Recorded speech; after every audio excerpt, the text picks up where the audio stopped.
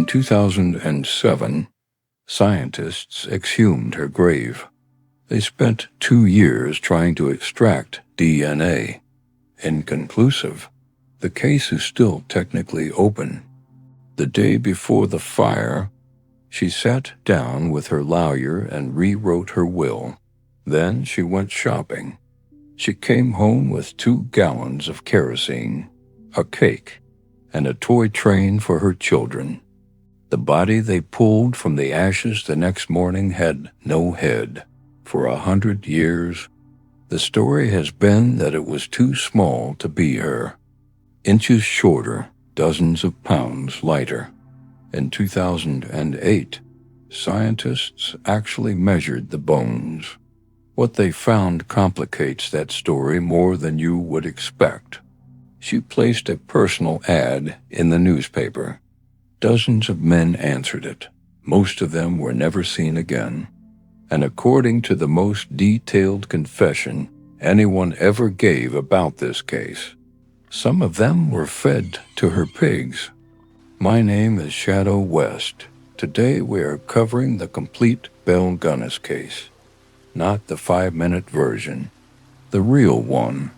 Every claim in this video is checked against the LaPorte County Historical Society's own records, the actual 1908 trial coverage, and the University of Indianapolis forensic team that re-examined this case a century later. Where the historical record is genuinely disputed, I am going to tell you it is disputed. Instead of just picking the more dramatic version, this story does not start in America. It starts in Norway, on a farm so poor it is hard to picture today. And, of course, she eventually moved to America. Because of course she did. By the end of this, you will understand exactly how she operated undetected for nearly 25 years, why investigators failed her victims at every turn, what really happened to Ray Lamphere, and why the best forensic science available in the 21st century still could not close this case. I want to start with one sentence out of order because I think you need it before we go further back. By her 20s, Belle Gunness had spent years working in a Chicago butcher shop, learning exactly where the joints are, how a skeleton comes apart, how to separate a body efficiently into its component pieces. Hold on to that. We will need it later. Now, Norway, November 11th, 1859, Selbu, a farming municipality about 60 kilometers from Trondheim. Brynhild Polstadter Sturseth is born the youngest of 8 children into a Cotter family, meaning her father works land he does not own, in exchange for rent and labor. This is real poverty. Long winters, rationed food, a community where ambition beyond survival is not exactly encouraged. At 14, after her confirmation, she starts working neighboring estates, milking cattle, herding livestock, saving every coin toward one goal, a ship to America, where her older sister Nellie has already gone. The story goes that in 1877, at 17, pregnant, she attended a country dance.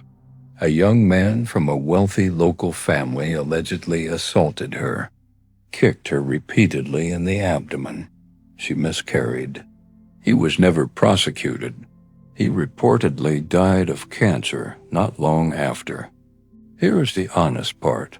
This entire story traces back to a single Norwegian television documentary from 2006, built on local oral tradition passed down for over a century. There is no contemporary written record of it from the 1870s. It might be true. It might be a story that got attached to her later because it explains things people wanted explained. We genuinely do not know. What we do know is that people who knew her before and after this period in her life described a real change from a normal, if poor, young woman to someone notably colder and more detached. Whatever caused that shift, something did. In 1881, 21 years old, she boards a ship for New York, processes through Castle Garden. The name Brynhild is not going to get her far in Chicago. She changes it without sentiment. She becomes Belle. She moves in with her sister on Chicago's northwest side, in the heart of the city's Norwegian community. Domestic work first, then the butcher shop. You already know what she learned there. She would use it for the next 26 years. By 1884, Belle had married a fellow Norwegian immigrant, Mads Skrenson, modest means. They opened a candy store. Of all the ways Belle Gunness could have chosen to build wealth, a candy store might be the most wholesome option she ever seriously tried. It did not last. Within a year it burned to the ground. Mysterious fire, no cause found, full insurance payout. They used the money to buy a house. A few years later, that house also burned down. 2 buildings, 2 fires, 2 insurance claims, 0 charges. But here is what was happening inside that household that nobody outside it knew yet. 2 infants died.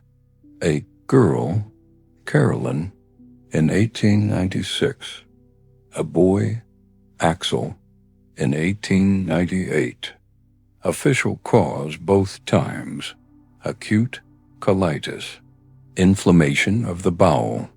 The symptoms of acute colitis, vomiting, cramping, fever, rapid decline, look almost identical to slow poisoning by strychnine or arsenic. That overlap is well documented in period medical literature, which is exactly why this detail gets cited so often. It does not prove poisoning. It means colitis would not have ruled it out either. Both children had life insurance policies. Belle collected on both immediately after each burial. Neighbors gossiped. Family was suspicious. Nobody with legal authority did anything. 2 insured babies die with symptoms that match poisoning. Nothing happens. Remember that pattern. It is about to repeat at much higher stakes. Mads had a life insurance policy. Belle decided it was not big enough and convinced him to take out a second, larger one. The first was set to expire July 30th, 1900. The new one began the same day. For exactly 1 day, both were active at once. Mads Skrenson died on July 30th, 1900. Belle's story. He came home with a bad headache. She gave him quinine powder. She checked on him later, and he was dead. The first doctor to examine him suspected strychnine poisoning. Said so directly. The family doctor overruled him. Cerebral hemorrhage, enlarged heart, natural causes. Death certificate signed. Mads's relatives demanded an exhumation. Demanded toxicology testing. Nobody acted on it. Belle filed for both insurance payouts. The confirmed total, according to her own claim, was $5,000, about $190,000 today. A few accounts put the figure as high as $8,500. $5,000 is the number best supported by the record. She left Chicago within the year. Tally it up. A candy store burns, accident. A house burns, accident. 2 insured infants die with symptoms that match poisoning, colitis. A husband dies on the 1 day 2 policies overlap. Heart failure. His own family asks for an exhumation. Nothing happens. 0 charges. 0 arrests. If that makes you want to throw something, that is the correct response. 1902. Belle buys a farm outside LaPorte, Indiana, somewhere around 40 acres. Sources vary slightly. Outbuildings, a big farmhouse, hog pens. She brings her daughters Myrtle and Lucy and her adopted foster daughter Jenny Olsen. To the community, she is a hard-working Norwegian widow, capable, self-sufficient. Neighbors are genuinely impressed by her physical strength. Accounts describe her moving farm equipment that normally needed 2 grown men. Within weeks, she meets Peter Gunness, Norwegian widower, butcher, 2 daughters from his first marriage. April 1st, 1902. They marry. 1 week later, Peter's infant daughter dies in Belle's sole custody. No investigation follows. 8 months after that, December 1902, Peter dies. Belle's account to the coroner's jury. Peter was reaching for his slippers near the stove when a heavy cast-iron sausage grinder fell from a high shelf and struck his head. The coroner is suspicious enough to call a formal jury. Jenny Olsen tells her schoolmates that her stepmother killed Peter with a meat cleaver. Not an accident. She saw it.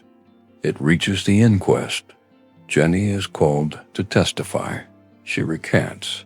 The testimony is withdrawn. Belle, visibly pregnant, sits before the jury as a devastated widow. They believe her. Accidental death. She collects $3,000. A teenager told the truth. The adults in the room chose not to believe her. Peter's brother is not convinced. He takes Peter's surviving daughter Swanhild and removes her from the house. He cannot prove anything. He just knows. She is the only child in Belle's custody who reaches adulthood. May 1903, Belle gives birth to Philip Gunness, a widow, 4 children, a big farm, and no income source that would survive real scrutiny. Time for the next phase. Starting around 1905, Belle places classified ads in Norwegian-language newspapers across the Midwest for scattered Scandinavian immigrant communities. These papers were the connective tissue, the way people found each other across hundreds of miles. The ad, preserved in multiple period sources and quoted consistently across the historical record, comely widow who owns a large farm in one of the finest districts in LaPorte County, Indiana, desires to make the acquaintance of a gentleman equally well provided, with view of joining fortunes. No replies by letter considered unless sender is willing to follow answer with personal visit. Triflers need not apply. In 2026, this has a name. We call it a romance scam. This is the 1906 version of do not meet up with strangers from the internet, except in 1906. There was no one around to post the warning. She was deliberately targeting men from her own cultural community, men who shared her language, her faith, her immigrant background. When men wrote back, the tone shifted completely. Her letters turned warm and intimate, urging them to liquidate everything, bring the cash, and tell no one where they were going. The pattern. See the ad right back. Get the warm letters, liquidate everything. Travel to LaPorte in secrecy, arrive with cash, disappear. Henry Gerholt, a farmer from Wisconsin, arrived in 1905. He wrote home that he liked the place and asked his family to mail him seed potatoes. That was the last letter they ever got, when Later told them he had left suddenly with some horse traders. She kept his trunk and his fur overcoat. John Moe from Minnesota arrived in 1906. He withdrew a large amount of cash and traveled to LaPorte. He was never seen again, but a carpenter doing occasional work on the property later said John Moe's trunk was still sitting in the house, along with more than a dozen others. Old Budsberg, an elderly widower from Wisconsin, arrived in 1907. His sons eventually traced him to a LaPorte bank where he had withdrawn his savings with Belle present. When they wrote to her, she claimed she had never seen the man. George Anderson, from Missouri. He had dinner with Belle, and according to his own later account, she raised the subject of paying off her mortgage. He suggested they marry first. That night, he woke up to find her standing over his bed. He left without a word in the middle of the night and caught the next train home. He is the only one we know of who made it. Let us talk about what actually happened to these men, and I want to be precise about where this information comes from, because it matters. The single most detailed account of Belle's methods does not come from a courtroom. It comes from a confession Ray Lamphere gave privately to a minister, Reverend Skell, shortly before his death, recorded, signed, and only made public after Lamphere died. According to that account, Belle would charm a visiting suitor, sometimes poison his food with strychnine, sometimes wait until he slept and use chloroform. She would then take the body to the basement herself. She had the strength to do it alone and dismember it, using skills investigators later said showed real anatomical knowledge. And according to that same confession, when she was too exhausted to deal with a body properly, she would simply cut it up and feed the remains to her hogs. I want to be exact about the sourcing here, because it is important.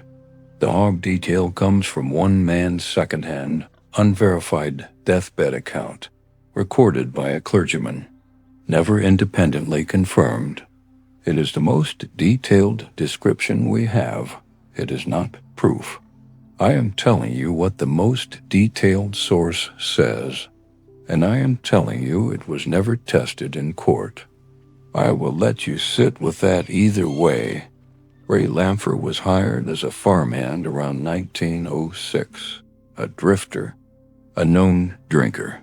He fell completely, helplessly in love with a woman who never returned the feeling. I want to say something about Ray that does not get said enough. He was not a good man, by his own admission. He helped dispose of evidence. That is on him. But he was also a man hopelessly in love, blind to the fact that the woman he loved was quietly building him into a suspect. In the months before the fire, she had him arrested for trespassing more than once, and even tried to have him declared legally insane. A sanity hearing was actually held. He was found sane and released. She built the fall guy while he still thought she might love him back. When the men arrived at the bank with Andrew Helgelian, here is a detail worth knowing. When he initially handed over his check, the LaPorte Bank would not accept it on Belle's endorsement alone. Since he was unknown to them, they had to hold it for collection first, a small bureaucratic delay, and one of the only moments in this entire case where a financial institution actually slowed her down, even briefly. Andrew Helgelian, a bachelor farmer from Aberdeen, South Dakota. He began corresponding with Belle in December 1907 after answering her ad. On January 13th, 1908, he received a letter that changed everything. It survives in full, found later at his family's farm. Belle wrote, "To the dearest friend in the world, no woman in the world is happier than I am. I know that you are now to come to me and be my own. I can tell from your letters that you are the man I want. Think how we will enjoy each other's company. You, the sweetest man in the whole world. My heart beats in wild rapture for you. My Andrew, I love you. Come prepared to stay forever." Andrew left for LaPorte that January, carrying a check for $2,900, his entire savings. A few days after he arrived, he and Belle walked into the First National Bank together and deposited it. He vanished shortly after. Belle returned to make a $500 deposit at one bank and another $700 at a second. When weeks passed with no letters, Assel started writing. Belle's answers kept shifting. Chicago, sudden business. Maybe back to Norway, she had no idea. She was worried too. Assel found Belle's letters among Andrew's things, confirmed the bank transaction directly, and refused to let it go. On April 27th, Belle did several things in sequence. She visited her attorney to update her will, naming her children as beneficiaries and stating on record that she feared Ray Lamphere intended to harm her, laying a paper trail toward the suspect she would need. She bought 2 gallons of kerosene. And this part is genuinely documented, drawn from multiple independent historical accounts, including Harold Schechter's research. She went shopping and came home with cakes and a toy train. Philip was 5, Myrtle was 11, Lucy was 9. Before dawn on April 28, 1908, the Gunness farmhouse burned to the ground. Joe Maxon, the current farmhand, had been on the property barely 3 months. Hired in February to replace Lamphere, he woke to the smell of smoke before dawn. He tried the door to Belle's side of the house. It was locked. He grabbed an axe and tried to break through. He could not get it open in time. By the time firefighters arrived, the house was gone. In the basement, 4 bodies. 3 identified quickly: Lucy, 9, Myrtle, 11, Philip, 5. A chemist who later examined their remains found traces of strychnine. The 4th body was an adult woman. No head, not burned away, simply not in the debris anywhere, for a century. The popular version of this story says the body was dramatically smaller than Belle, far lighter, several inches shorter. That claim traces back to contemporary 1908 accounts and to the defense at Ray Lamphere's trial, who needed the jury to doubt the body was Belle's. Here is what the most rigorous modern measurement actually found. In 2008, the University of Indianapolis forensic team that exhumed the remains measured the skeleton directly. Their conclusion: the bones belonged to a woman who would have stood somewhere between 5'6" and 5'9", a range that actually includes Belle's known height. That does not settle anything. The DNA was still inconclusive. The body was still missing its head. But it means the simple version of this story, obviously too small, obviously a decoy, is more disputed than most retellings let on.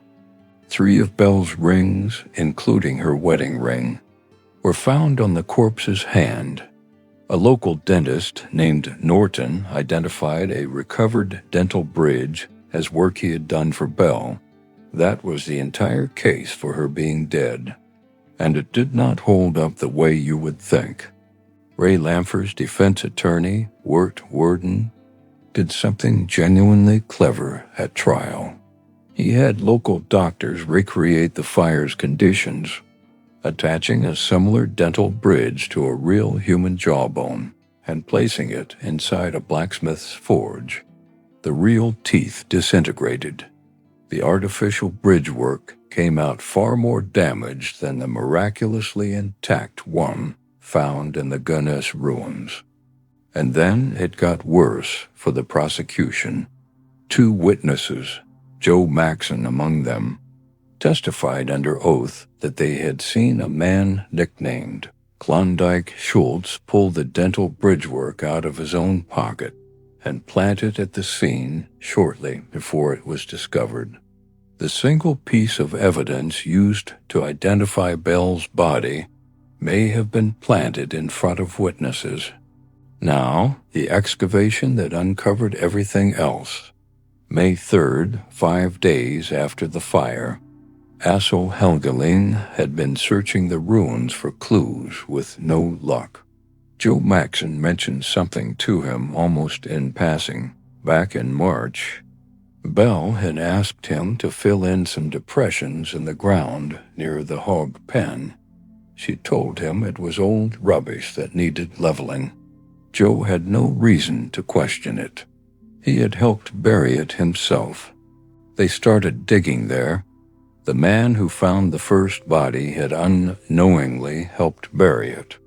First sack, a severed head. 2 hands, 2 feet.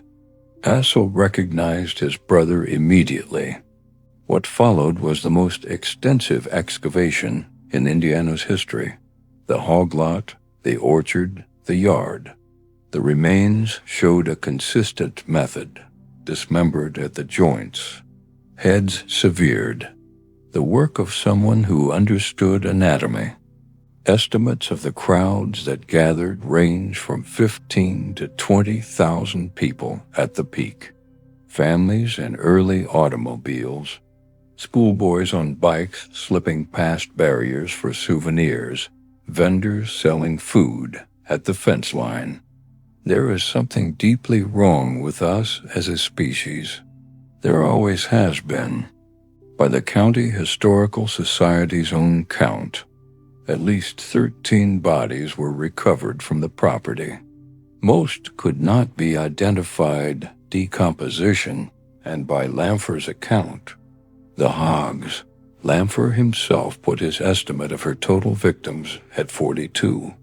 The researcher who has spent the most time on this case in modern history, forensic anthropologist Andrea Simmons, puts the better supported estimate at 25 to 30. Both numbers get cited. Neither is proven. I would trust Simmons' number more than Lamphere's. His trial opened that November. Acquitted of murder, the identity of the headless woman too disputed for conviction. Convicted of arson, sentenced to an indeterminate term of 2 to 21 years. He died of tuberculosis in prison just over a year later, December 30th, 1909. Now we close the loop this video opened with. November 5th, 2007. A University of Indianapolis team, led by forensic anthropologist Dr. Stephen Naraki and graduate student Andrea Simmons, exhumed the headless remains believed to be Belle's from a cemetery outside Chicago. They opened the casket. It did not contain only the adult woman. Mixed in were partial, mismatched bones from 2 unidentified children, almost certainly the result of careless, rushed recovery work back in 1908. When investigators were scooping remains out of a collapsed, burned basement under pressure from thousands of spectators and a national press corps. The team first tried to extract DNA from the skeleton to compare against saliva preserved on sealed envelope flaps Belle had mailed to Andrew Helgelien. That sample was too degraded. They pivoted to a living relative, a Norwegian descendant who shared Belle's maternal line, and tested the skeleton against her instead. Inconclusive. The bones were simply too degraded after a century in the ground. The best forensic science available. 2 years of work, no answer. The case has never been formally closed. In 1931, an elderly woman named Esther Carlson was arrested in Los Angeles for poisoning her employer, August Lindstrom, a Norwegian immigrant, with arsenic in order to take his money. She died of tuberculosis before trial. For decades, this was the leading theory. Belle had survived, fled west, and was still killing under a new name. The resemblance was real. The method was similar. And after Carlson died, investigators found a locked trunk containing photographs of children who closely resembled Myrtle, Lucy, and Philip. I will add one more thing, separate from the Belle question entirely. Esther Carlson's own documented history is disturbing on its own terms. Her first husband drowned 9 months into the marriage. Her second husband died after an illness some suspected was poisoning. A man living in her household reportedly died by swallowing strychnine. Whether or not she was Belle Gunness, Esther Carlson does not look like an innocent woman. But here is the update most versions of this story skip. Research published in 2014, built on detailed chronological records, places Esther Carlson living in Hartford, Connecticut during the exact years Belle was operating the farm in LaPorte. If that record holds up, they were 2 different women, an almost unbelievable coincidence of method and resemblance, but 2 different people. Historian Harold Schechter, whose 2018 book remains the most thorough account of this case, does not claim to resolve it either way. He lays out the evidence and lets the reader decide. The 2008 DNA test was the last serious scientific attempt to answer the core question. It produced no answer. Here's what we know for certain. Between 1884 and 1908, Belle Gunness killed at least the dozen or so people whose remains were actually recovered from her property and, by the most credible modern estimate, likely closer to 25 or 30 across her entire criminal career. 2 husbands, several children in her care, a string of men who answered a newspaper ad hoping for a second chance at life. She was never charged for any of it, never tried, never convicted. She was never caught. The reason she operated for nearly a quarter century comes down to one specific failure, not of technology, of imagination. Investigator after investigator accepted her explanations because they could not hold in their mind the idea of a woman doing this on purpose. A grieving widow overrode the evidence. Almost every time, if you are from LaPorte, or you have got Norwegian immigrant ancestry, and you are wondering if this touches your family, you are not alone. Descendants of her presumed victims have found their way to this story for over a century. In 2008, the best forensic science available still could not tell us whether she died in that fire. She may have gotten away with all of it. Make of that what you will. Comment below. Did she die in that fire, or did she walk away from it? I read every one. Subscribe for more. Fully sourced, no shortcuts, every week. I will see you in the next one.